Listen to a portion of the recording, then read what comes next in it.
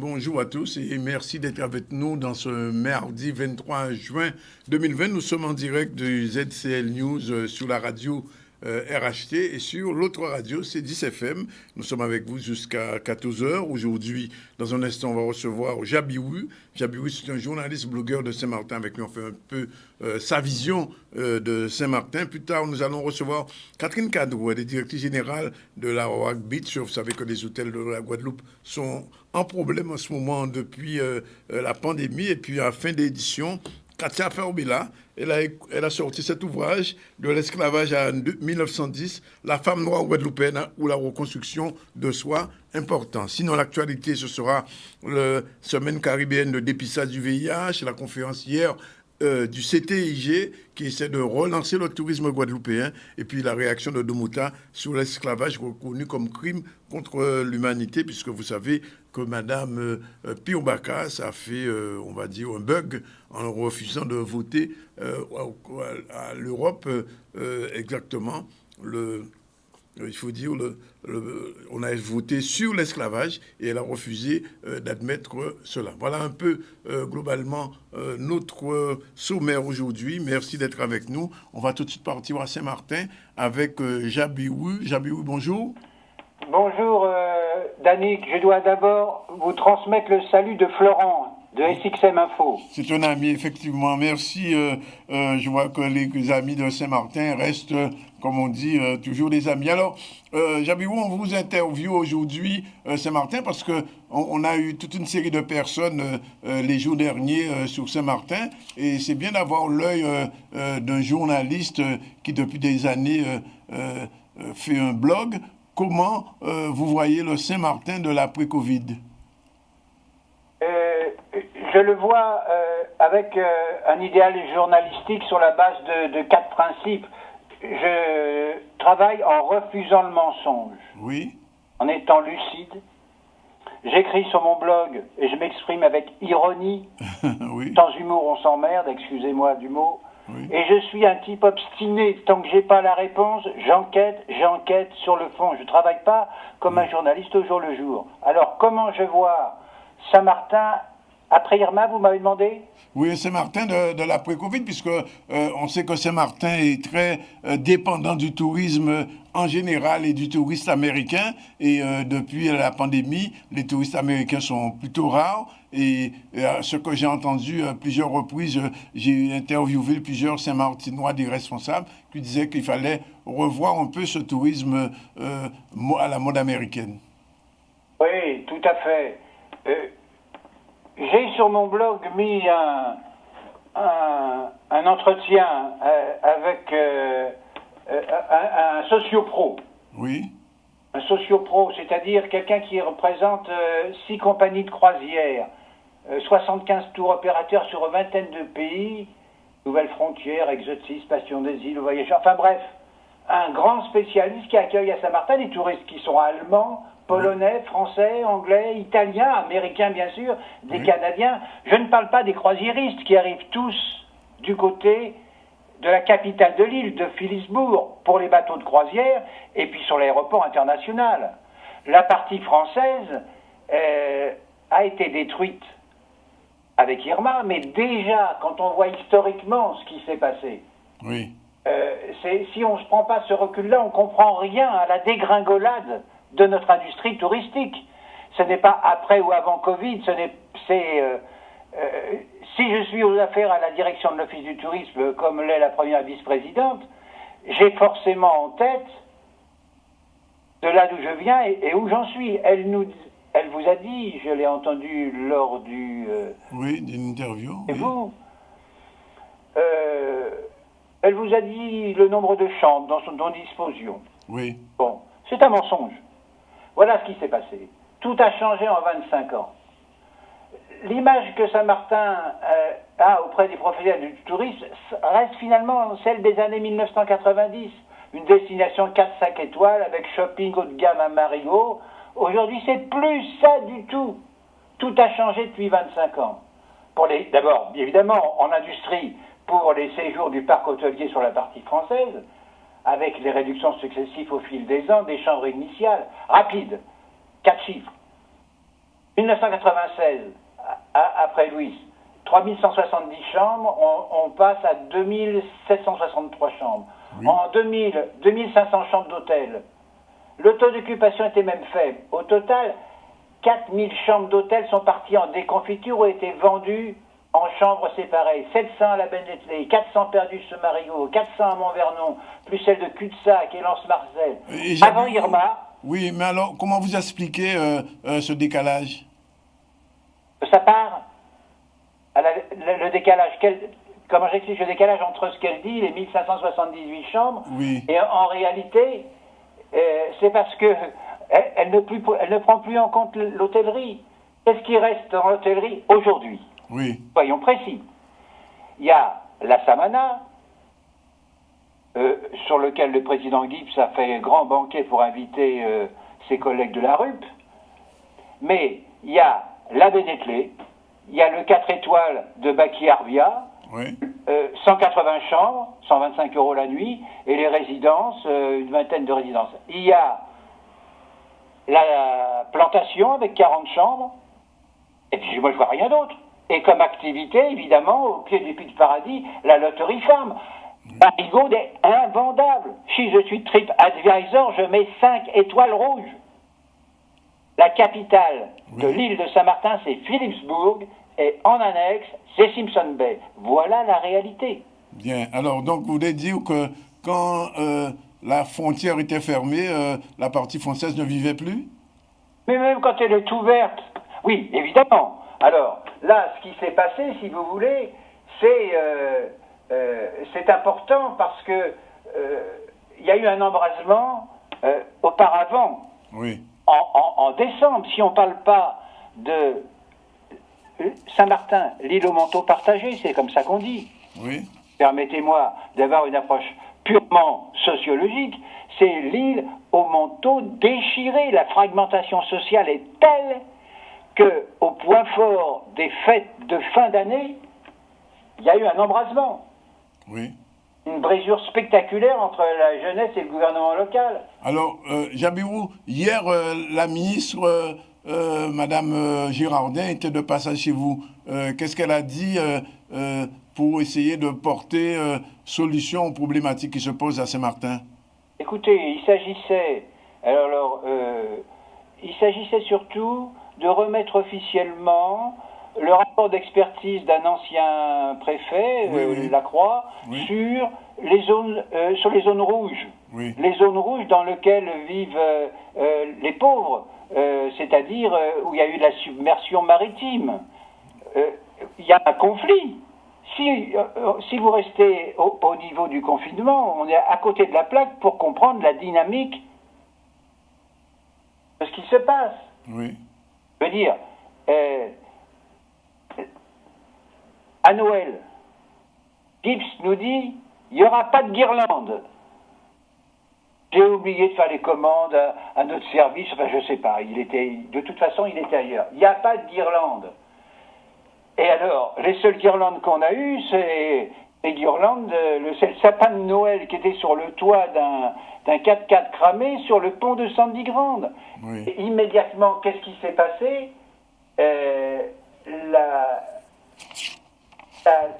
L'Office du tourisme la présidente a communiqué au Deutsche en disant les croisiéristes ne peuvent plus venir en partie française, c'est pas sécurisé. C'est-à-dire que les croisiéristes qui étaient là à la fin de l'année, du fait de ce soulèvement, de plein fouet, Gibbs a pris finalement dans sa communication, je ne sais jamais quand il parle de la com, s'il s'agit de sa communication ou de la collectivité d'outre-mer. Oui. Il s'est autoproclamé phénix. Oui. C'est un pan déplumé, mais ce n'est pas un phénix. Alors, la préfète lui a dit, et in the box, comme la VIP dit, pensez in the box et out the box. Bon, moi je pense global et j'agis local, mais le local in the box, on l'a pris de plein fouet, cette particule élémentaire, cette piqûre de rappel préfectoral qui lui dit mais alors, votre champ de compétences gravitationnelles en matière de voirie et circulation routière sur le territoire, c'est votre job. Eh bien, cette mise en demeure Elle n'a pas fonctionné, les carcasses sont restées, que ce soit à Quartier d'Orléans et à Sandy Grande, on ne pouvait plus circuler. Les gens qui venaient de la Bénétlé, au-delà de Sandy Grande et les terres basses, étaient obligés de contourner pour le réveillon. Et obligés de contourner pour arriver et pour passer par le Dutsail. Et pendant ce temps-là, qu'est-ce qu'il a fait, Gibbs? Il a dit, j'envoie ma police. Elle n'est jamais venue. Ce sont les gars du quartier de Sandy Grande qui ont fait le réglage du flux des circulations. Mais alors, est-ce que J'avais mis des photos dans l'envoi. Est-ce que vous pouvez les passer? Voilà. Oui. Mais est-ce que... Ici, voilà ce qu'on a vécu à Noël. Vous voyez, on n'est pas on n'est pas dans un film. On est dans la réalité. Mais alors, de votre point de vue, Jabiou, qu'est-ce qu'il faudrait pour améliorer la vie quotidienne à Saint-Martin? Ah ben, faire en sorte... Alors, la vie quotidienne, elle est très agréable. Moi, j'habite à Saint-Martin. Pour rien au monde, je retournerai dans les grandes villes. Oui. On a l'air pur. Et puis surtout, au sein de ce petit confetti, on n'est pas très nombreux, on se connaît. On s'apprécie, on se dit bonjour voisin. Oui. Mais à partir du moment où il y a une fragmentation sociale, si politiquement on ne s'occupe pas de ça, on fait quoi? Oui. Alors, comment résoudre les problématiques qui se posent de votre point de vue? Vous êtes un observateur de Saint-Martin dans votre blog, vous chroniquez pratiquement tous les jours. Non. J'ai commencé à chroniquer, oui. J'allais dire chroniquer, en 2006, excusez-moi. Oui, mais ça fait quand même 14 ans quand même. Hein? Et j'étais le premier à le faire sur l'île en 2006 en utilisant le blog du journal Le Monde. Oui, tout à fait. Parce qu'on avait une attaque du Front National sous prétexte qu'un motard avait renversé un gendarme sur une ligne droite. Oui. Et le seul moyen que j'ai trouvé pour faire valoir la réalité locale, ça a été d'utiliser le blog du journal Le Monde, et c'était pas à cette époque-là le niveau des réseaux sociaux, Facebook et compagnie. Oui. Les commentaires, c'était pas des petites pastilles avec I like you. Il y avait vraiment un débat de fond. Oui, mais Jabiou, excusez-moi, mais la problématique majeure de Saint-Martin aujourd'hui, c'est la relance économique au niveau du tourisme, parce que les taxis ont des difficultés, les restaurateurs ont des difficultés, les hôteliers ont des difficultés. Comment vous voyez un petit peu cette relance économique? Qu'est-ce qu'il faudrait? Eh bien, à mon avis, ce qu'il faut, c'est penser in the box. Oui. Bien. Comment vendre cette destination avec son French touch? Oui. Alors, comment? Ce que je préconise personnellement, oui. C'est uniquement sur le plan touristique. Il faut que notre French side soit, entre guillemets, vendable, et qu'on ne fasse pas un faux rêve, qu'on ne fasse pas rêver avec nos vidéos, la beauté des choses. C'est complètement faux. Alors, je préconise, et ça commence à venir, oui. De considérer le territoire du Frenchside, avec sa French Caribbean culture, comme une ZAD, une zone artistique à déployer. Oui. D'abord, on a une signalétique. Je vous avais transmis une photo là-dessus. Oui, on a vu l'image tout à l'heure. Ah, ok, d'accord. Oui. Bon, je n'ai pas la télévision. Bon, la signalétique Xavéry, c'est invraisemblable. Ce dont on a besoin si on veut déployer une zone artistique, c'est faire en sorte que cette signalétique marche. Et puis, de surcroît, oui. Ça commence à venir... le premier à avoir fait ça, c'est mon ami Baki Arbia à l'hôtel Hommage, avec un mur donnant sur la route, aux terres basses, à la Bénétlé, avec 22 panneaux magnifiques d'artistes de divers endroits. Et à l'intérieur, c'est le seul qui tienne la route, il n'y a pas d'autre hôtel. Et il me dit, alors que son hôtel est nickel, magnifique, avec les fleurs, etc., il me dit, on est au fond du trou. Il ne parlait pas de lui, il est seul. Mais alors, l'autre... Alors, on peut dire, il y a effectivement des guest house, On peut dire, il y a des villas à louer dans le secteur privé, on peut compter tout ça, les bed and breakfast, je veux bien, mais on se ment à soi-même. On fait un double bind, comme on dit en psychosociologie. C'est-à-dire qu'on croit ce qu'on dit. Alors, Et en réalité, il n'y a rien à prendre aujourd'hui sur le Frontside du point de vue touristique, j'espère oui. que la reconstruction viendra plus ou moins lentement. Alors, donc vous êtes en train de nous dire que le tourisme tel qu'il a été pensé depuis quelques années, des décennies à Saint-Martin, il faudrait le revoir totalement, c'est ça? C'est pas qu'il faut le revoir, il faut voir avec ce qu'on a. Et à mon avis, la force de Saint-Martin, c'est de déterminer si on veut continuer à avoir le flux des croisiéristes ou si on veut attirer avec un type de contact différent, comme il existe encore à Anguilla, etc. Moi, j'ai connu le temps où il y avait les musiciens qui étaient dans les lolos et où on jouait. Le centre-ville, Oui. Parigot, sous prétexte de développement durable, en attendant qu'on ait refait les travaux depuis Irma, on a ce qu'on appelle, ce que les Saint-Martinois appellent des marshals, c'est-à-dire des boîtes à sardines noires en béton, en aluminium, qui sont face au front de mer Oui. et sur laquelle on a dit des lolos Tout à de la fait. gare maritime, ils vont vivre là-dedans. Et la VIP, première présidente, qu'est-ce qu'elle dit, le responsable de l'office du tourisme? Elle dit, oh ben, ils feront leur cuisine chez eux et puis les gens en porteront. Mais on rêve, quoi. On rêve d'être gouverné par des gens qui sont, et c'est notamment cette première vice-présidente, incapables. La culture. Parlons de la culture. Oui. Il y a une médiathèque, j'habite Concordia. Il y a une médiathèque qui avait été inaugurée par Lurel en... Oui, elle est très belle d'ailleurs. Hein. Magnifique, magnifique. Magnifique. Vous verrez aujourd'hui, camarades, Oui. la RS qui passe pour voir s'il n'y a pas la dingue qui se propage, c'est-à-dire qu'ils n'ont rien fait, ils n'ont pas protégé le haut du toit sur lequel, avec Florent de Oui. SXM Info, qui fait du drone, on avait photographié le toit, enfin non, pas photographié, vu de haut, mais tout s'est répandu, tout est bousillé. C'est un vrai scandale. C'est un vrai scandale, elle est responsable de la culture. Et parlons pas des conseils de quartier. Alors, une question un petit peu plus politique. Tête ensemble avec Saint-Martin unis, est-ce que ça fonctionne avec les Saint-Martinois? Les Saint-Martinois, si vous voulez les écouter, il faut écouter la radio. Oui. Laquelle? Celle de Billy D, le frère de Jean-Luc Hamlet. Oui. Bon, qu'est-ce que pensent les Saint-Martinois? J'ai rencontré Albert Fleming récemment. Oui. C'était son poulain. Bon, il dit, voilà, dans la politique, on choisit, il y a deux façons de faire de la politique, ou bien on vit pour la politique, ou on vit de la politique. C'est pas moi qui dis ça, c'est Max Weber. D'accord. Vous avez envoyé cette citation, je ne sais pas si vous avez pu la passer ou pas. Bien, alors, une dernière question, Jabirou.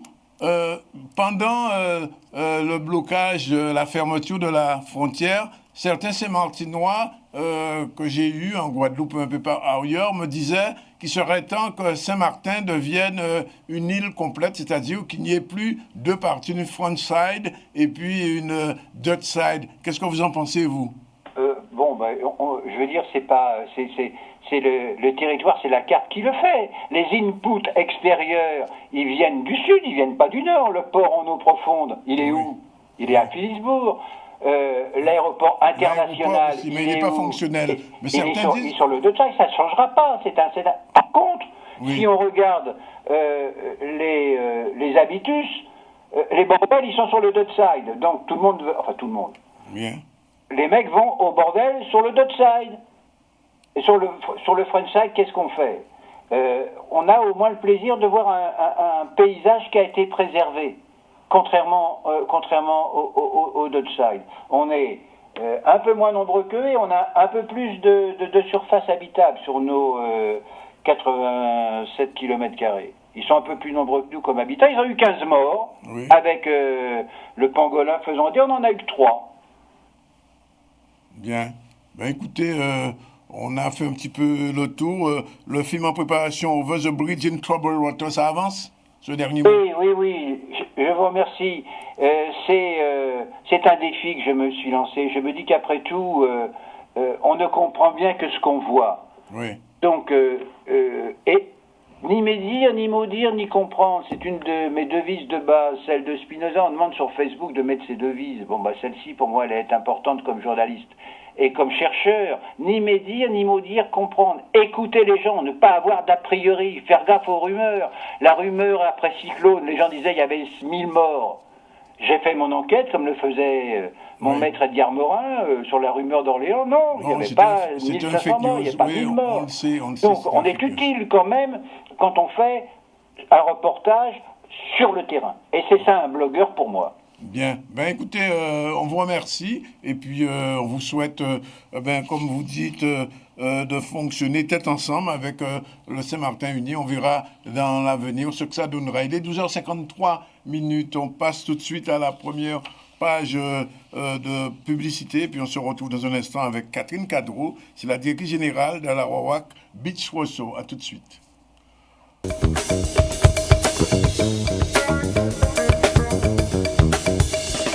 Voilà, il est exactement 12h59. Dans un instant, nous allons recevoir Madame Catherine Cadreau, qui est la directrice générale de la Arawak Resort. Mais avant, on va faire un tour du côté du tourisme, justement, puisque Madame Cadreau, elle aussi, elle était hier à cette conférence de presse du CTIG avec la complicité, on peut dire, du comité du tourisme martiniquais, puisque Monsieur Balthus, qu'on voit à l'extrême gauche sous l'image qu'on voit ici, je ne sais pas si vous la voyez, oui, on vous la voyez, pouvait donc intervenir. Alors, on a posé un certain nombre de questions relatives à ce tourisme guadeloupéen qui, depuis quelque temps, est sous la brèche. Et la réponse, elle est donnée par Willy Rosier. Willy Rosier, c'est le directeur du CTIG, à la caméra Charlie Dagonia, et au micro, Harold Luce. On regarde tout de suite. Écoutez, c'est une volonté de notre présidente Karine Mousseau. Depuis très longtemps, elle milite pour ce rapprochement des deux territoires. Vous vous souvenez qu'en septembre dernier, à Topresa, la Guadeloupe, la Martinique et la Guyane avaient signé une lettre d'intention pour travailler ensemble. Et donc là, c'est une concrétisation en fait de cette collaboration. Nous avons proposé cette fois-ci donc au comité du tourisme des îles de la Guadeloupe de partager nos conférences de presse. Et donc aujourd'hui, nous sommes ici pour présenter la campagne que nous proposons aux Guadeloupéens et aux Martiniquais pour les grandes vacances. Et mercredi matin à 11h, donc Willy Rosier avec Thierry Gargard viendront aussi présenter le dispositif aux Martiniquais. Nous voulons que nos compatriotes consomment et qu'ils consomment local, aussi bien en Martinique qu'en Guadeloupe. Et donc nous avons un site internet pour faire de la conversion tout simplement et pour que les Guadeloupéens et les Martiniquais puissent trouver des superbes offres, puisque le Partir en vacances à Martinique, c'est un dispositif qui a 20 ans. Et donc cette année, nous allons proposer des offres entre moins 40, jusqu'à moins 40%, donc vraiment très intéressant pour nos compatriotes. L'objectif global pour pouvoir aider les entreprises du tourisme en Guadeloupe, on s'est fixé un objectif de 20 millions de recettes. Ça veut dire que pour nous, l'idée, c'est qu'en fait, si on arrive à faire venir 300 à 350 Martiniquais chaque jour, on aura gagné. Je crois qu'une partie des Martiniquais sont déjà très amoureux des sites de Guadeloupe, mais c'est encore stimuler ce désir de venir à notre rencontre. Et puis pour les Guadeloupéens, c'est tout simplement de se rendre compte que le bonheur, nous l'avons, quoi. Il est chez nous. Le bonheur, ce sont des paysages extraordinaires, ce sont des aventures extraordinaires. Si vous saviez, est-ce qu'on sait, ne serait-ce que le fait que nous sommes une réserve mondiale de biosphère, réserve de l'UNESCO, que nous sommes la seule pratiquement dans toute la Caraïbe si on sort la Grande Caraïbe. La première chose qu'on veut, c'est de l'activité. Pour avoir de l'activité, il faut inviter ceux qui sont autour de nous et dont c'est le plus facile, bien sûr, à venir dans les îles de Guadeloupe. Parce qu'un Martiniquais qui ne pourra aller ni à Saint-Domingue, ni faire de croisière, ni celui qui voudra juste s'évader, le plus simple pour lui, j'ai envie de lui dire, venez dans les îles de Guadeloupe, parce qu'on a tant de choses à vous montrer, Je pense qu'on va avoir un peu de fréquentation entre nos différentes régions. Les Guadeloupéens vont aller en Martinique, les Martiniquais vont venir en Guadeloupe, les Saint-Martinois, on sait qu'il y a des Guadeloupéens qui vont aller à Saint-Martin. Il y aura ce mix de voyages qui va quand même nous permettre d'avoir un peu d'activité. C'est aussi simple que ça. Et puis on espère qu'à partir de juillet-août, mais j'y crois peu, avec finalement le test obligatoire, qu'on ait quand même quelques Européens, quelques Français qui viennent visiter les îles de Guadeloupe. Voilà donc un peu un résumé de la situation du tourisme en Guadeloupe. Et c'est à peu près la même situation en Martinique. En Guyane, on n'en parle pas puisque là-bas, le Covid est revenu. Je reçois, je vous l'ai dit, Catherine Cadreau, elle est directrice générale de la Arawak Beach Resort. Elle est aussi membre du MEDEF. Madame Cadreau, bonjour. Bonjour. Merci d'être avec nous. J'ai l'impression que le tourisme, c'est encore malade. Oui, nous sommes vraiment malades. C'est vraiment un secteur d'activité qui est en grande souffrance parce que c'est une industrie, ce que je répète souvent, et qu'il n'y a pas que l'hébergement et la restauration.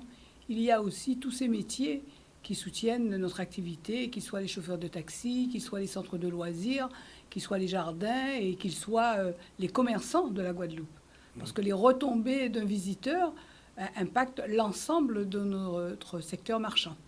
Alors, la tentative lancée par le CTIG et la CTM en Martinique, c'est de faire en sorte que les Guadeloupéens vivent en Martinique, viennent en Martinique et les Martiniquais viennent en Guadeloupe. Je me souviens quand je vivais en Martinique, c'est vrai que les Martiniquais aiment bien la Guadeloupe. Ah ben oui, oui. Je crois qu'il nous faut trouver des solutions pour réactiver cette filière. Donc le fait que nous ayons une proximité entre deux îles et que nous nous connaissons aussi voyageurs, nous sommes des curieux, nous aimons nous balader, nous aimons connaître chez l'autre. Donc c'est très important aujourd'hui, qu'il s'agisse des Martiniquais ou qu'il s'agisse des Guadeloupéens, qu'ils puissent faire un échange pour soutenir un peu cette filière qui est, à mon avis, qui a une grande part dans l'économie, qu'il s'agisse de la Guadeloupe ou qu'il s'agisse de la Martinique. Alors, vous êtes hôtelière parce que l'une des aspects de cette crise, c'est la fermeture des hôtels. Alors, peut-être les gens ne savent pas pourquoi les hôtels se sont fermés et ne sont pas ouverts depuis le déconfinement. Eh bien, ils se sont tout simplement fermés parce qu'il n'y a pas de clients, il n'y a pas de transport aérien pour nous amener des touristes ou des hommes d'affaires. Il ne faut pas qu'on oublie qu'on a aussi des hommes d'affaires qui passent. Et donc, il nous fallait sauver nos entreprises et surtout préserver les emplois. Donc on a eu la possibilité, comme toutes les entreprises, d'accéder au chômage partiel. Mais pour reprendre une activité comme celle-là, il faut des clients. Et nous n'en avons pas, sauf quelques établissements, dont le nôtre, la Arawak Beach Resort, où nous avons eu une période plus longue que tout le monde, puisque nous avions des équipages. Mais nous étions obligés de fermer parce qu'il n'y avait plus... Il n'y avait plus de quoi travailler. Il n'y avait plus de clients à servir, plus de clients à accueillir, plus de clients à faire visiter, plus de clients à embarquer. Et donc, à part les hôtels, je pense que tout le secteur... La restauration aussi. La restauration a été arrêtée. Les taxis.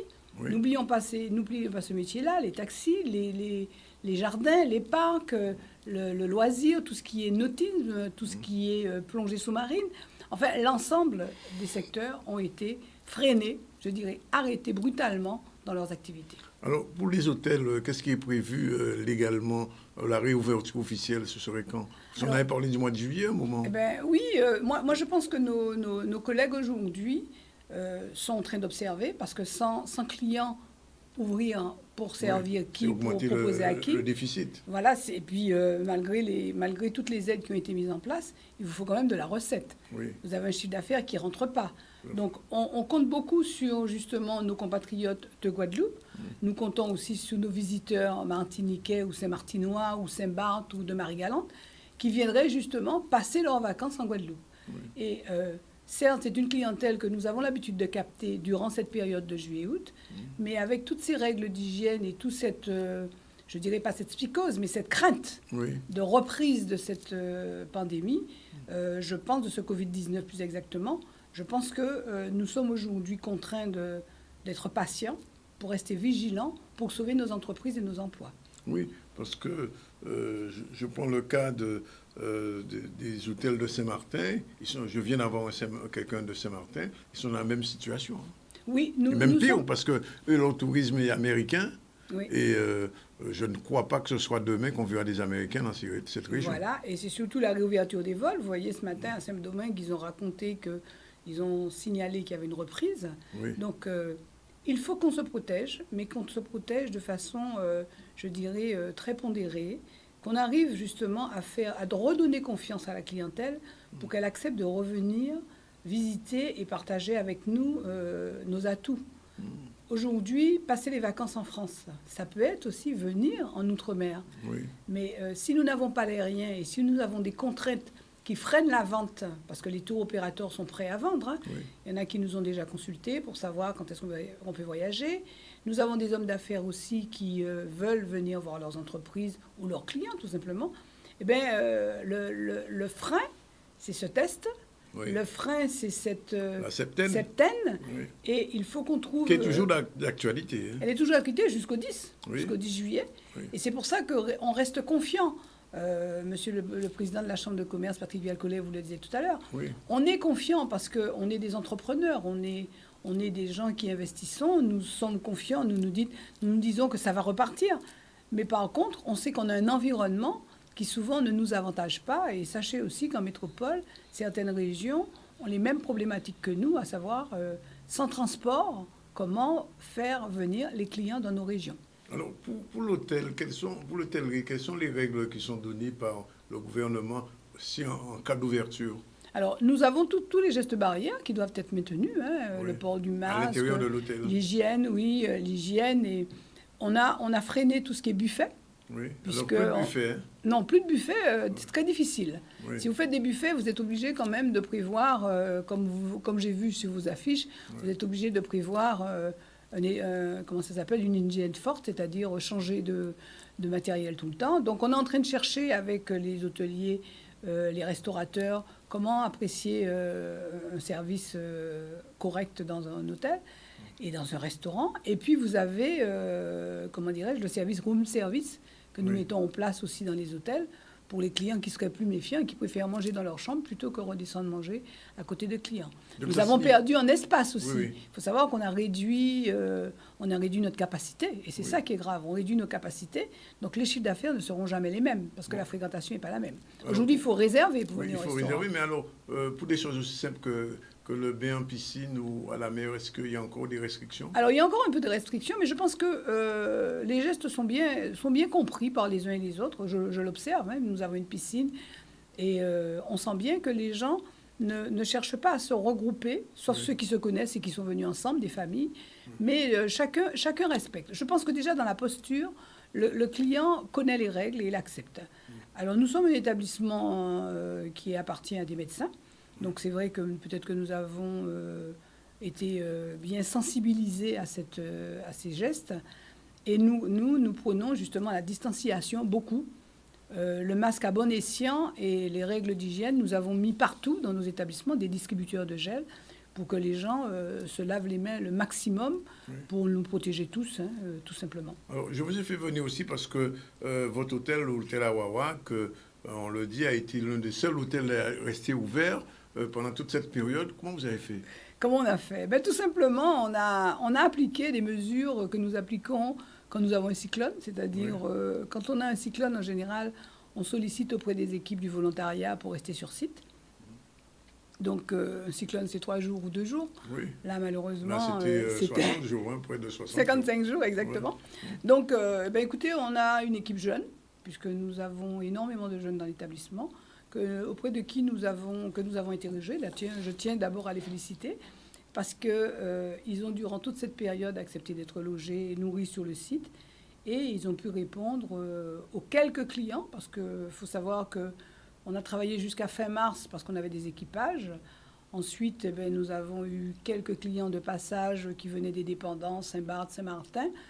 Et après, eh bien, nous avons tout simplement accueilli les premiers passagers. Oui. Et ça, c'est une partie qui était la plus contraignante et la plus difficile pour nous. Pourquoi elle était difficile? Parce que en fait, c'était Parce qu'il des fallait- gens en quinzaine, c'est ça? Ils étaient en quatorzaine, En quatorzaine, et il pardon. fallait les nourrir matin, Oui. midi et soir, c'est-à-dire petit déjeuner, dîner. Sans qu'ils Donc, sortent de leur chambre?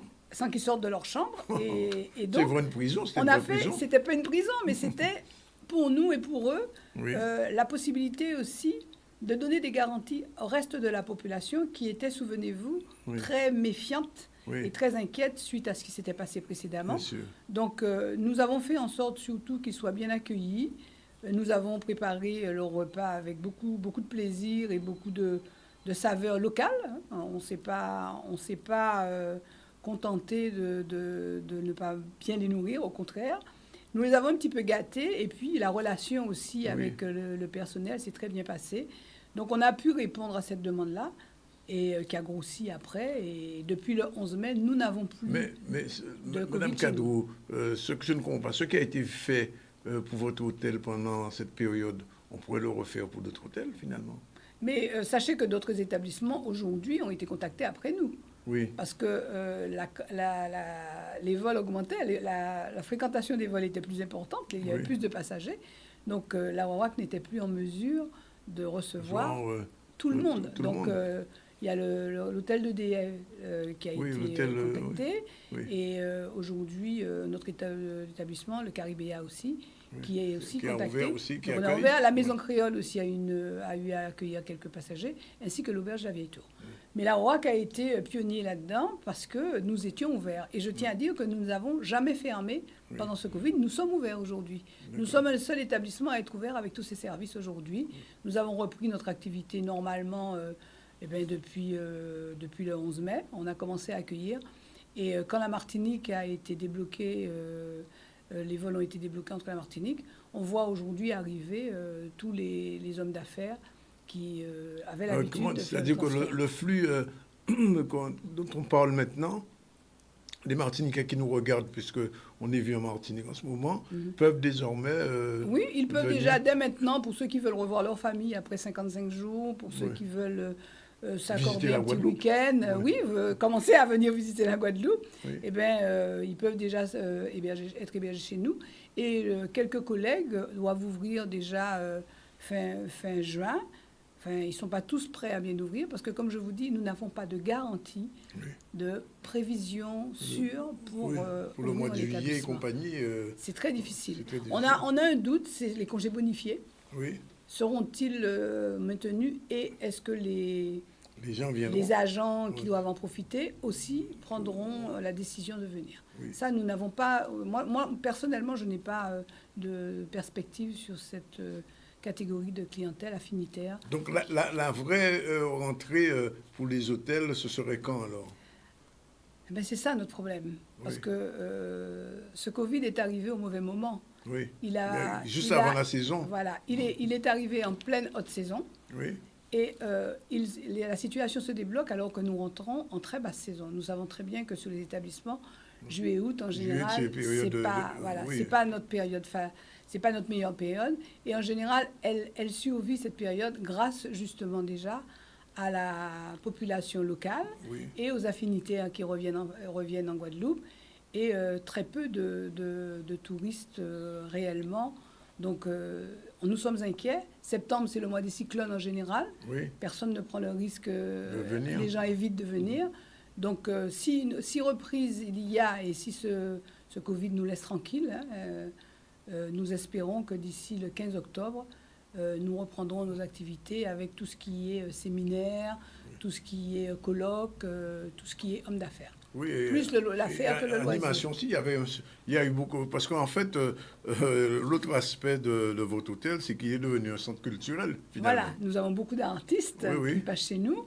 D'ailleurs, nous avons repris nos activités. Déjà? Oui. Dimanche après-midi, nous avons exposition de peinture, musique, ça y est, tout ça. Exactement. Nous avons repris nos activités. Nous avons, dans notre boutique, nous accueillons aujourd'hui Kevin O'Brien, qui a donc toute sa collection chez nous. Dimanche, pour la fête de la musique, nous avons eu un concert avec les Abridan chez nous. Et dès jeudi, nous avons un premier vernissage avec Straits, avec quatre artistes. Et nous poursuivons. Tempo sera là le 3 juillet, premier vendredi de juillet. Tempo revient. Alors, pour Tempo, quand vous dites Tempo sera là, parce que vous savez que Tempo, c'est le groupe qui monte en ce moment. On les a vus dimanche dernier, et puis toute la saison dernière, ils ont été très présents sur la scène. Et c'est, on ne va pas dire que c'est l'équivalent de Kassab, mais enfin, disons qu'ils sont très bien vus. quel va être le public? Comment ça va se gérer Alors justement, comment dirais-je, nous allons accueillir toujours avec la distanciation. quand même. Nous pratiquons beaucoup la distanciation. Si vous venez à l'hôtel, vous verrez que nous vous parlons toujours à 1 mètre. Oui. Nous sommes peu nombreux à porter les masques. Nous les portons que si vraiment nous en avons Même besoin. pendant le concert de Tempo, il faut la Alors pendant le concert, je pense que non. Nous avons prévu d'installer les chaises et les tables de façon à respecter la distanciation. Dans la petite salle en bas ou dans la grande salle? Alors c'est en bas, près de la plage, dans le restaurant Baccarat, comme d'habitude. Mais les gens seront moins les uns sur les autres et puis on va simplement diminuer la capacité de la salle. Et donc la programmation artistique va se poursuivre pendant Ah toutes oui, les vacances? moi je pense que, vous savez, je suis une femme optimiste. Hein, je pense qu'il faut redonner aux gens l'envie de vivre, l'envie de continuer à vivre. Et si nous pratiquons tous les bons gestes et les bons réflexes aussi, eh bien, on devrait pouvoir mieux, comment dirais-je, apprécier l'après-Covid. Parce que psychologiquement, moi je suis de celle qui dit que nous avons besoin de retrouver un peu de contact, de choses positives. Vous savez qu'il y a une fédération qui a été montée pour le secteur événementiel et les métiers de la communication. C'est un secteur aussi très impacté. Et nous, à la WAWAC, comme nous n'avions pas fermé et que nous sommes ouverts, nous profitons justement de cette période pour reprendre tout doucement nos activités aujourd'hui. Nous avons des équipages qui reviennent aussi. Donc, on a bon espoir. Et cette campagne que vient de lancer le CTIG en accord avec la Martinique nous laisse un peu penser que faut pas qu'on soit encore désespéré. On peut peut-être avoir encore quelques visiteurs et quelques clients qui fréquenteront nos établissements. Oui. Et alors, je pose quand même la question, puisqu'elle va se poser, est-ce que la clientèle guadeloupéenne martiniquaise paie le même prix que la clientèle touristique habituelle? Alors, nous avons fait des offres spéciales. Elles existent tout le temps, les offres spéciales vacances, offres promotionnelles. On a toujours des offres pour notre clientèle locale et pour la clientèle de passage, surtout sous cette période, puisque nous savons très bien que, comment dirais-je, sous les vacances, c'est des familles qui se déplacent. Oui. Donc, nous jouons aussi cette action commerciale auprès de nos compatriotes. On a beaucoup de comités d'entreprise aussi. Nous avons déjà signé des conventions avec eux pour permettre alors aux salariés de venir aussi passer quelques jours en famille dans les établissements, dans notre établissement et dans les autres établissements. Alors, Pierre et Vacances, je crois, doit réouvrir fin juin. Fin juin? Voilà. Club Med, par contre, ne Club Med, ils sont fermés en ce moment? Là, ils sont fermés. Sont fermés. Nous sommes tous fermés. Nous ouvrons petit à petit. Il y a le Fleur d'Épée aussi, qui n'est pas ouvert. La Creole Beach? La Creole Beach, on attend. Je pense que début juillet... la Toubana? La Toubana est ouverte surtout le week-end pour le moment. Comme je vous dis, nous sommes des gestionnaires. Donc, nous essayons de chercher la période la plus rentable pour éviter de perdre nos établissements totalement. Écoutez, Madame Cardou, on est content de vous avoir entendu. Peut-être que ça donnera un petit peu d'optimisme au secteur. Oui, il faut qu'on reste solidaire. C'est pas facile. Oui. Grâce au Covid, on a vu que les secteurs se sont regroupés. Aujourd'hui, il y a un collectif de restaurants qui s'est monté, de restaurateurs qui s'est monté avec les collègues de Saint-François, qui ont initié et qui aujourd'hui essayent de rassembler le maximum de restaurateurs. La Fédération des métiers de l'essentiel et de la communication. Aussi. Le groupe hôtelier est toujours là aussi, le GHTG est là. La Chambre de commerce supporte toutes les actions que mènent les acteurs économiques. Oui. Le MEDEF est derrière. À l'UDE MEDEF, Bruno Blandin se bat à Paris pour pouvoir justement ne pas avoir de restrictions sur nos départements, qu'on nous donne les mêmes avantages que partout et qu'on nous aide à recevoir des visiteurs. Donc, on se bat pour ça.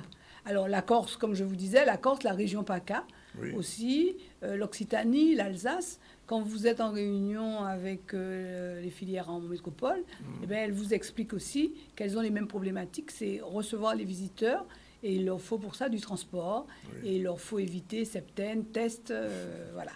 Alors, moi, je veux rassurer la population en disant que c'est dans nos comportements qu'il faut qu'on agisse. Je pense qu'aujourd'hui, nous avons davantage de masques, nous avons davantage de gel, nous avons peu de cas en réanimation.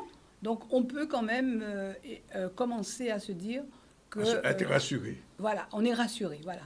Donc moi, je pense que les derniers cas de Covid que nous avons eus viennent de ceux qui sont arrivés. Tout à fait, ils sont importés, comme on dit. Donc ça veut bien dire que les contrôles qui sont faits au départ, en arrivée en Guadeloupe, sont bien faits, puisque nous savons qui et nous savons quand.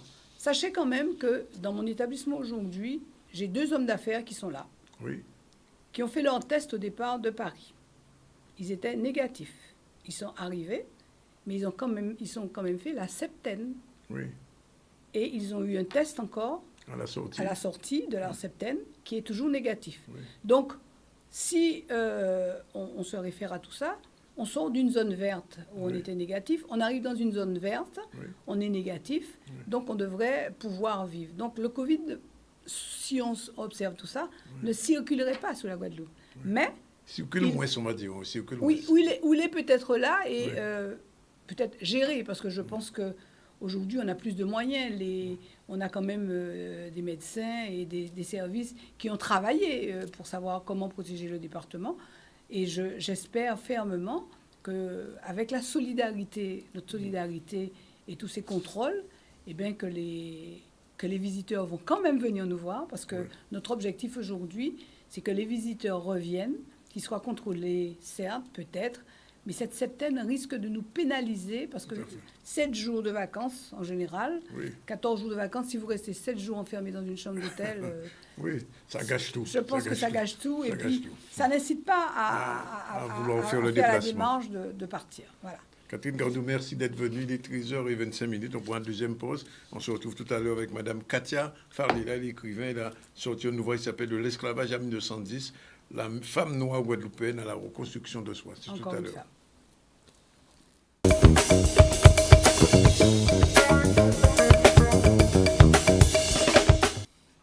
Voilà, il est 13h31. Comme je vous l'ai dit, on va recevoir dans un instant Katia Fardila Armand qui a écrit cet ouvrage sur l'esclavage et la reconstruction de soi des femmes guadeloupéennes. Mais avant, on va faire un tour dans l'actualité. Bonjour Madame Armand Fardila. Bonjour, Katia Armand Fardila. Oui, KFD. Oui, ça va. On a tout. Alors, deuxième semaine caribéenne du dépistage du VIH. On va tout de suite regarder le reportage de... La campagne, elle a commencé hier, c'est vraiment toute cette semaine. C'est la semaine caribéenne de dépistage du VIH et aussi des IST. Donc on essaye d'avoir une meilleure visibilité au niveau des médias essentiellement pour remotiver les gens à venir au Cégide pour se faire dépister. D'habitude, toutes les autres années, on faisait des actions hors les murs, on allait vers la population, mais le contexte actuel ne nous le permet pas cette année.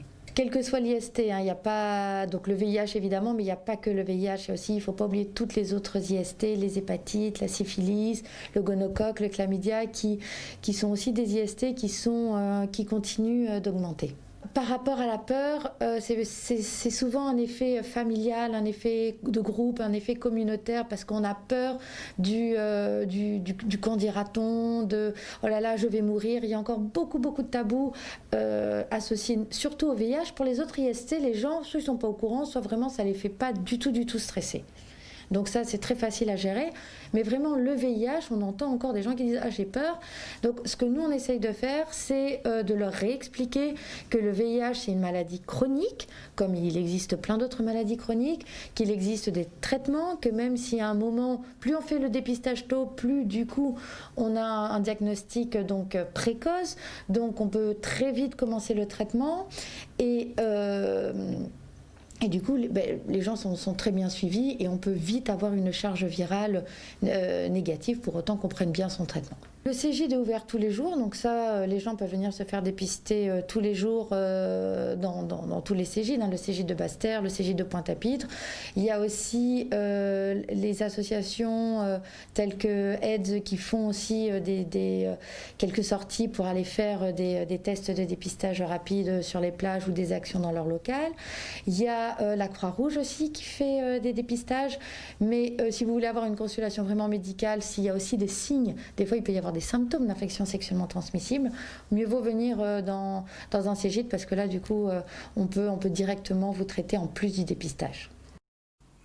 on a déjà le Covid et le VIH est toujours là, alors faites attention. Depuis 2 jours, il y a un véritable, ce qu'on appelle un bad buzz qui se fait autour de la déclaration faite par Madame Pire Bacas. Vous savez, Madame Pire Bacas, elle est conseillère européenne, elle est sur une liste du Rassemblement national et l'Europe a décidé de reconnaître l'esclavage comme crime contre l'humanité, sauf Pire Bacas, dit-elle, puisqu'elle a fait sortir une vidéo depuis ce matin où elle dit au contraire qu'elle ne savait pas. Enfin bref, il y a une explication qui n'est pas tellement quand tienne la route. En tout cas, Domota a tenu à réagir tout de suite sur l'esclavage reconnu comme crime. On l'écoute.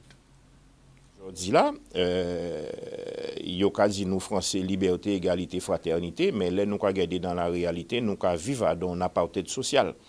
Préfet la blanc, sous-préfet la blanc, tous les grands directeurs, les grands organismes, c'est ici dans le blanc, alors que la majorité de la population là nous colorée. Donc ça veut dire ça veut dire que les organes de décision pas correspondent à typologie de la population là. Donc nous avons un régime d'apartheid. Là où il y a un tribunal là, ça flagrant. Juge là, procureur là, il blanc et prévenu là, il nègre. Donc, c'est considéré ou dans un régime d'apartheid. Et il y a besoin de faire nous quoi que c'est liberté, égalité, fraternité. Histoire en nous, eh bien, histoire en nous totalement occultée, kilti en nous occulté, langue en nous occulté. Tout ça nous qu'a dit, tout ça nous qu'a fait, eh bien, qu'a passé comme étant du folklore y occulté. Et celle qui on qu'a vrai devant, mais c'est kilti à mettre là, c'est langue à mettre là. Là, on a limité les là, notamment les chaînes publiques, à pas nous qu'a vrai. Ou qu'a vrai, un journaliste habillé, un cravate qui présente un journal à 7h30, mais il va pas parler pour comprendre. Toutes les émissions qu'il a parlé, il n'y a pas d'émission pour nous. Donc, nous, dans un pays dominé, et nous, c'est Guadeloupéens décolonisés, nous quasiment prisonniers dans notre propre pays à nous. Et il n'y a pas parce que nous tentons que l'Union européenne a dit qu'elle va reconnaître l'esclavage comme crime contre l'humanité que nous pensons que nous franchissions cap. Pas oublier, en 2001, c'était la loi Taubira.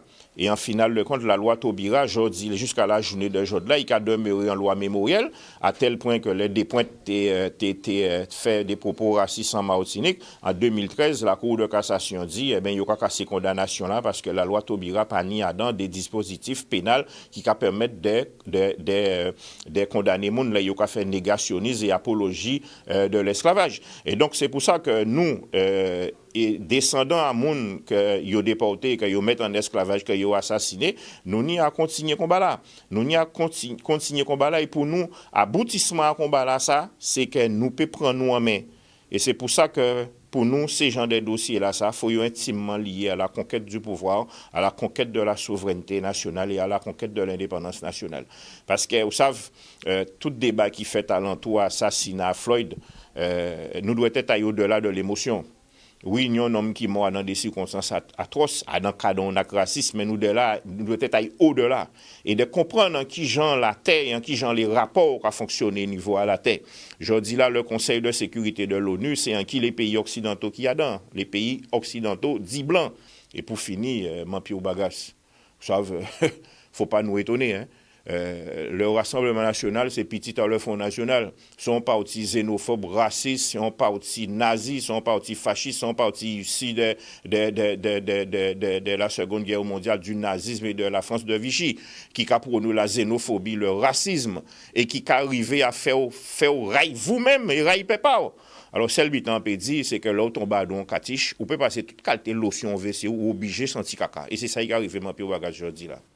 Voilà, déclaration de Élie Domota, réaction sur la position de Mme Pire Bacas. Bien évidemment, je vais vous poser la question, puisque c'est une femme noire, même si aux gens indiens. Vous avez un ouvrage qui s'appelle L'esclavage à 1910 à la femme guadeloupéenne à la reconstruction de soi. Pire Bacas donne une image de la reconstruction de soi. Alors, est-ce que je peux donner un jugement là-dessus? Je ne sais pas. Votre point de vue, pas un jugement. Je pense qu'elle a ses motivations. Je ne sais pas qu'est-ce qui peut la diriger vers cette prise de position. Ça vous a étonné ou pas? Un petit peu. Ça vous a étonné d'elle? Oui, non, pas. Ça m'a étonné qu'on puisse remettre en question. Pour moi, c'était une avancée. Oui. Qu'on puisse reconnaître enfin que c'est un crime contre l'humanité. Et effectivement, quand il parle c'est pas fini, parce qu'il faut mettre en place effectivement comment on fait pour attaquer. Est-ce qu'on a le canevas nécessaire pour pouvoir attaquer, aller jusqu'au bout des plaintes, etc. Mais moi, ce matin, hier, quand j'ai vu ce député relater, en fait, tout ce qu'il a pu dire et comment il a ressenti les choses au Parlement, effectivement, j'étais réjouie, je me suis réjouie. Et ce matin, j'étais surprise de voir qu'effectivement, elle a pris cette position. Mais en même temps, elle est quand même dans le Rassemblement national. Donc, Rassemblement national, il ne faut pas se leurrer, hein, c'est le Front national. Elle reste noire, certes, mais comme il a essayé de dire, est-ce que finalement, il n'y a pas un endoctrinement là-dedans? Est-ce qu'il n'y a pas un lavage de cerveau? Moi, je ne sais pas. Je ne saurais prendre position. De soi, là. Oui, en tout cas, la construction de soi. Pourquoi construction? Donc, c'est la femme noire, hein, c'est... Oui. La femme noire de l'esclavage à 1910 ou la reconstruction de soi, oui. C'est la reconstruction. Parce que c'est la déconstruction de soi. Là. Vous voulez me faire dire des choses que je n'ai pas envie de dire? Ah, d'accord. Je suis en train de partager, mais de toute manière, son bad buzz a été vu par toute la Guadeloupe et par au-delà. Oui, et tout le monde sait maintenant ce qu'elle représente. Donc, revenons donc à votre ouvrage, de l'esclavage à 1910. Pourquoi cette part vous arrêtez à 1910? Parce qu'en fait, au départ, je voulais faire de l'esclavage à 2000, à l'époque où j'ai... Parce que ça, c'est mon travail de mémoire, de maîtrise, c'est le mémoire de maîtrise. Travail de l'étudiante. Voilà, travail d'étudiante à l'époque. Et je voulais arriver en 2000, puisque c'était 2000 l'année où je soutenais. Et je me suis rendu compte que c'était trop vaste. Au départ, je ne voulais pas tabler que sur la femme noire. Hein. J'avais pris comme sujet la Guadeloupéenne, la femme guadeloupéenne. Et en fait, je me suis rendu compte que la Guadeloupéenne n'est pas que noire. Ah ben non. Voilà. Donc, et chacune a son histoire, chacune a... Donc, je n'ai pas pu tabler sur toutes les femmes et toute la période. Ça aurait été trop vaste. Donc, ma directrice de recherche à l'époque, Mme Amran, elle m'a conseillé de chercher une date charnière. Et je me suis dit 1910 parce que c'est la grande grève. En fait, on a vu les habitants se révolter, s'insurger. Et la femme... Dans quelle région? Vous vous souvenez dans quelle région c'était? C'est toute la région... du Nord. Oui, de Grande-Terrienne, toute la région Grande-Terrienne. Et en fait, j'allais vous dire, on a vu aussi la femme noire s'illustrer là-dedans. Oui. Et je me suis dit, pourquoi la femme noire? Parce que je me suis rendu compte qu'en politique, la femme noire guadeloupéenne, elle avait une place qu'elle n'avait pas ailleurs. Quand je regardais la Martinique, je regardais un peu la Guyane. À l'époque, on avait Taubira, hein, mais je regardais la Guyane, etc. J'avais vu que les femmes en Guadeloupe, elles étaient présentes en politique. Je me rappelle encore de Lucette Michaud-Chevry, de Gertie Archimède, etc. Et en fait, en tablant là-dessus, je me suis dit, mais pourquoi ces femmes-là en Guadeloupe ont cette position qu'on n'a pas forcément ailleurs dans les autres. Mais justement, c'est une base. Oui. Justement, c'est une base. Et tout le vécu de ces femmes-là, on parle de femmes potomitan, on parle de femmes fortes. Elles n'ont pas choisi... L'histoire de potomitan, c'est un peu remis en cause aujourd'hui. Oui, elles n'ont pas choisi d'être potomitan. Oui. Elles n'ont pas choisi d'être ce qu'on dit d'elles. Oui. Elles n'ont pas eu le choix, elles étaient obligées de faire face, elles étaient obligées de se battre pour vivre, pour survivre et pour se reconstruire. Oui. Donc cette force-là, est-ce qu'il n'y a pas quelque chose à fouiller là-dedans concernant cette force? Est-ce qu'il n'y a pas cette prise de position-là très clairement hein, vis-à-vis du maître, vis-à-vis de la femme en marronnage, quand elle partait avec le groupe, elle décidait de déserter? Est-ce qu'il n'y a pas une force, quelque chose à puiser, à chercher là-dedans, à fouiller là-dedans? Parce que vous citez dans votre ouvrage Arlette Gauthier et les Sœurs de solitude, mais vous ne parlez pas beaucoup de solitude. Non, parce que... Parce qu'elle n'est pas assez noire, parce qu'elle est métisse. Je ne sais pas. Vous avez remarqué qu'au début de cet ouvrage, et ça je ne l'ai pas ajouté aujourd'hui, ce n'est pas contemporain, hein, c'est bien en 2000 que je mettais déjà ça comme ça. Oui. Que vous soyez blanc, que vous soyez noir, que vous soyez jaune, peu importe, nous avons le même amour pour cette île de Guadeloupe. D'accord. C'est pas une question de couleur, c'est pas une question... En tout cas, vous dites plusieurs fois que la couleur de la peau joue quand même... vous en parlez beaucoup dans votre ouvrage. Parce que tout le système esclavagiste est posé, construit sur justement ce qu'on appelle la race. Oui. Et c'est vrai qu'aujourd'hui... Je me suis rendu compte que les témoignages dépendent de la représentation personnelle que chacun de son pays et surtout de sa pigmentation. Oui. C'est ça. Oui. Parce que j'ai aussi mis un tableau là-dedans sur... Oui, j'ai vu. Voilà. Mais tout le système était basé sur ça. Oui. Et on avait même réussi, au niveau du noir, à hiérarchiser. Le noir très foncé était très mal vu. Oui. Et si encore c'était une femme qui était très foncée, c'était vraiment... Déjà que la femme à l'époque, hein? Donc c'est pour ça que sur l'étude, elle traverse quand même, parce qu'elle était moins foncée que les autres. Alors, pourquoi j'ai parlé de solitude et pourquoi je ne me suis pas trop attardée à solitude, c'est parce qu'en fait, je me suis dit que solitude mérite toute une œuvre de recherche pour elle seule. Oui. Voyez? Et j'ai voulu quand même parler d'elle quand j'ai parlé des marrons, puisque j'ai retrouvé... Il ne faut pas oublier que c'est un travail historique, donc méthodique, scientifique. Oui, donc universitaire. Donc on est obligé de se cadrer. De se cadrer en fonction aussi des sources. Bien sûr. Donc, la solitude, je sais qu'on a plein de choses à dire encore d'elle. Je sais qu'on a encore pas mal de travaux à faire. À l'époque, quand j'ai commencé sur la femme noire, je pensais aller plus loin, mais bon, j'ai dû revoir un petit peu...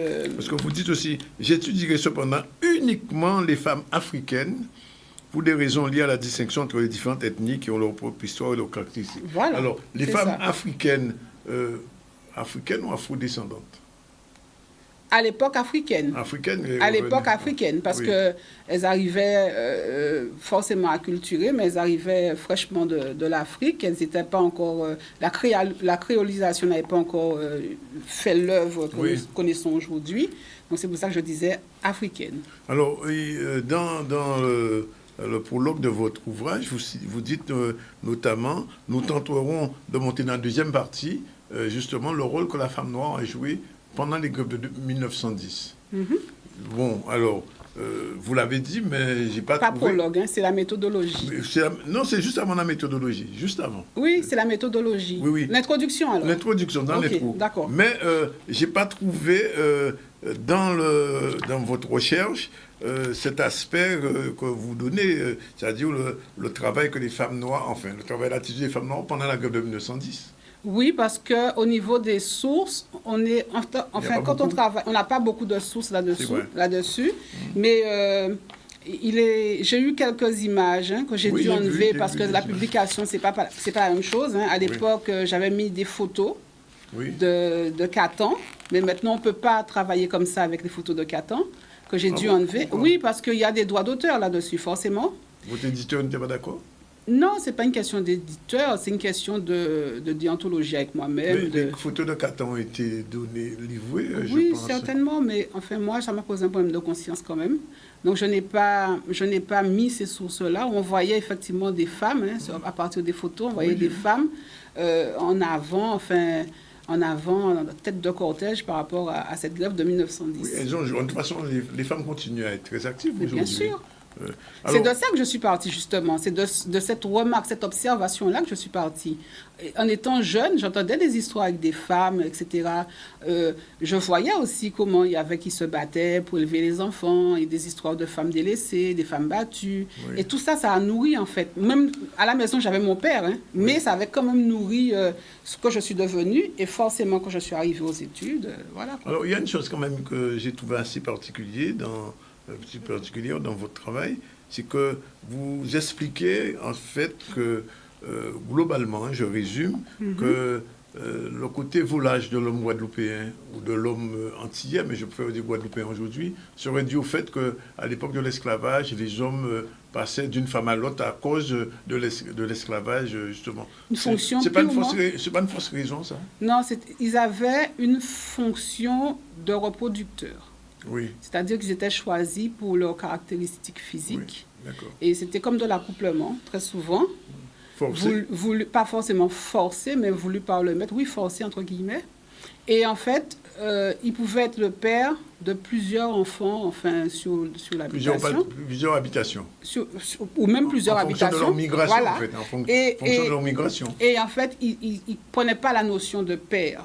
Quelque part, entre guillemets, ils ont été plus ou moins castrés, puisqu'ils étaient en Afrique avec des femmes, plusieurs femmes, très souvent, parce que c'était la polygamie. Oui, mais c'est en Afrique, mais ici. Mais attendez, justement, c'est en Afrique, mais ici. Mais il faut avoir quitté ce qu'on a été pour être quelque chose qu'on n'est pas, qu'on n'est plus. Il faut pouvoir se reconstruire. Oui. En Afrique, ils étaient justement quelque chose. Ils avaient cette possibilité de s'affirmer en tant que mâle, en tant qu'homme. Oui. Et arriver sur l'île de Guadeloupe, ce n'est plus la même chose, puisque la femme appartient au maître et les enfants qui vont sortir de cette union qu'il peut avoir avec une femme appartiendra aussi au maître. Donc, il est là comme, entre guillemets, un animal reproducteur. Et il doit simplement donner sa semence pour la reproduction. Vous pensez que ça a perduré dans l'inconscient collectif? Quelque part, il en a voulu à la femme, oui. Parce que il ne comprenait pas comment... Parce que la femme aussi se faisait violenter régulièrement, violée, etc. Mais la femme résistait, elle résistait d'une manière très pacifique. Mais pas forcément... l'homme ne voyait pas forcément dans cela de la résistance. Oui. Puisque, bon... Vous avez dit qu'ils en voulaient même aux femmes qui couchaient avec... Enfin, qui acceptaient d'être violées. Oui.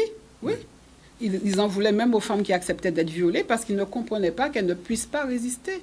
Oui. Ils ne comprenaient pas non plus la forme de résistance qu'elles pouvaient avoir. Oui. Et donc, ça a quelque part perduré. Alors, jusqu'aujourd'hui, donc, un homme Aujourd'hui, ça a changé. Hein. Ah bon, quand même. L'homme guadeloupéen... Il est quand même un petit peu plus responsable. Oui, je pense. Oui. Moi, je laisse cette partie-là aux sociologues. Mais d'après ce que je peux voir, oui. ça a beaucoup évolué quand même. Hein. Oui, bien sûr. Alors, autre chose, puisque vous êtes historienne, je ne peux pas ne pas vous poser la question. J'aime bien le mot historienne. Mais vous êtes historienne, vous écrivez un ouvrage historique et en plus, il y a une suite, d'après ce que j'ai pu comprendre. C'est pas de l'histoire pure, ça va être de l'histoire romancée. C'est un petit peu... Ça, c'est pas romancé, ça? Non, ça, c'est un travail purement scientifique. C'est un travail scientifique, historique, voilà. Même ontologique. Alors, je vous disais que quand Chercheur a été déboulonné, il y avait beaucoup de jeunes femmes. Oui. Non, est-ce que ça vous interpelle? Non, parce que quand on regarde les travaux des sociologues d'aujourd'hui, quelque part, je ne suis pas là pour prôner la femme ou prôner... mais pas féministe. Je l'ai été, hein, mais maintenant, je me suis beaucoup calmée. Calmée. Oui, calmée. Il faut se calmer. Donc, quand on regarde, effectivement, au niveau de la sociologie, au niveau de l'engagement des femmes, au niveau de... Même les filles, on voit qu'elles sont plus intéressées que les garçons. Donc, quelque part... Elles sont plus intéressées que les garçons. Même par rapport à l'école. Elles sont déjà plus motivées. Plus motivées. Oui, plus motivées. Il y a plus d'intérêt. Je ne sais pas pourquoi, mais c'est comme ça. Elles sont plus motivées. Peut-être aussi parce qu'elles ont quelque chose à prouver. Hein. La maturité féminine, en général, en Guadeloupe, on l'aperçoit très tôt. Donc ça ne m'étonne pas que finalement qu'on ait eu beaucoup plus de femmes. Je ne sais pas comment expliquer ça. Oui. Le fait que Chercheur ait été déboulonnée, ça vous a choqué? Non. Ou bien vous trouvez ça normal? Non, j'ai trouvé que c'était tardif. Tardif? Ah bon? Tardif. Oui. Donc il y a une statue de Chercheur à Basse-Terre. Vous nous avez déboulonnée, on l'a saluée. Elle a été graffée. D'accord, mais ce temps-là est révolu pour moi. Hein. Vous me voyez aller déboulonner une statue. Non, j'ai trouvé ça tardif parce qu'on a toujours présenté Chercheur comme étant le sauveur, comme si finalement l'esclave n'avait rien fait de lui-même, comme s'il n'avait pas lutté de lui-même, comme si voilà quoi. Oui. Et c'était quelque part choquant. Alors en tout cas, on vous quand même félicite pour ce travail que vous avez fait de recherche historique sur la femme. Bon, ça mérite d'être complété. Il manque encore des choses, bien sûr. Bien sûr. Donc, il y aura une suite. Vous dites qu'il sera romancé. Alors, ce sera quoi exactement? En 2 mots. Quand vous dites qu'il y a une suite... Enfin, je ne sais pas si c'est une suite. C'est pas une suite, parce que c'est... Alors, ça va s'appeler... Ça va s'appeler, je vais dire le titre, parce que finalement... Oui. Vie croisée sans mêlée. Vie croisée sans mêlée. Oui, alors, ça veut dire quoi? Ça veut tout dire. Vie croisée sans mêlée. On croise, on se croise et on se mêle au point que le sang soit mêlé. Ça veut tout dire. C'est poétique, ça. C'est plus poétique que historique, ça. Hein? Vous le problème oui. Ça peut aussi avoir une portée historique. Hein? Oui, on verra. C'est un ouvrage qui sortira dans combien de temps? Le temps qu'il faut. Je crois. Le temps qu'il faut, c'est ça. Le temps qu'il faut. J'invite les femmes et même les hommes à lire votre ouvrage sur la femme noire guadeloupéenne en construction. Et puis, il y a beaucoup de la bibliographie. Enfin, je ne vais pas appeler la biographie. Les recherches historiques vous ont permis de citer des ouvrages intéressants, notamment l'ouvrage de Adèle Ribi, Adèle Ribi, c'est une femme particulière. Ah oui, vraiment particulière. Ouais. Mais il y a eu des travaux... Elle était quoi, cette dame? C'était une femme...